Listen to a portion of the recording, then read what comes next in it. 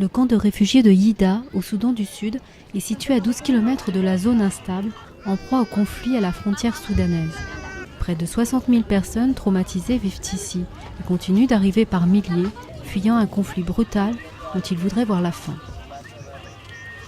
Ils ne peuvent plus travailler leurs champs. De ce fait, les gens arrivent affaiblis par la faim. Ils souffrent d'infections ou de paludisme. Les enfants souffrent de malnutrition aiguë, au point qu'ils arrivent parfois mourants. Le HCR et ses partenaires fournissent une aide d'urgence dès l'arrivée des réfugiés. Ils reçoivent des soins, de la nourriture, de l'eau, et ils peuvent construire un abri provisoire sur un carré de terre qui leur est alloué. Marianne Selouman est une réfugiée installée à Yida. Elle est heureuse d'être en vie. Elle et son mari ont fui avec leurs enfants quand ils ne pouvaient plus accéder à leur ferme. À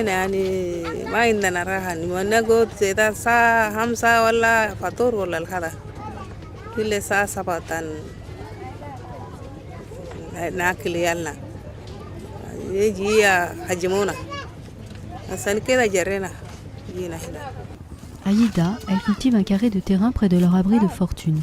Et le HCR et les autorités du Soudan du Sud voudraient qu'elles et les autres réfugiés s'éloignent de la région frontalière vers le sud, dans des camps plus sûrs.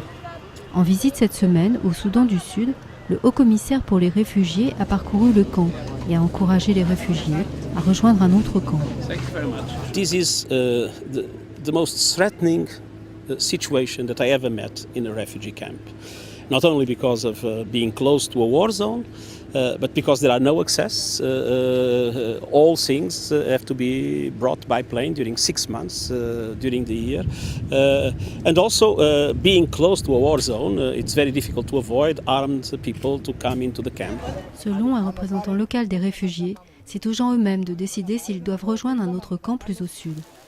Après 8 mois de pluie ininterrompue, les combats se sont intensifiés de l'autre côté de la frontière. Le HCR s'apprête à aider d'autres réfugiés qui devraient traverser la frontière par milliers.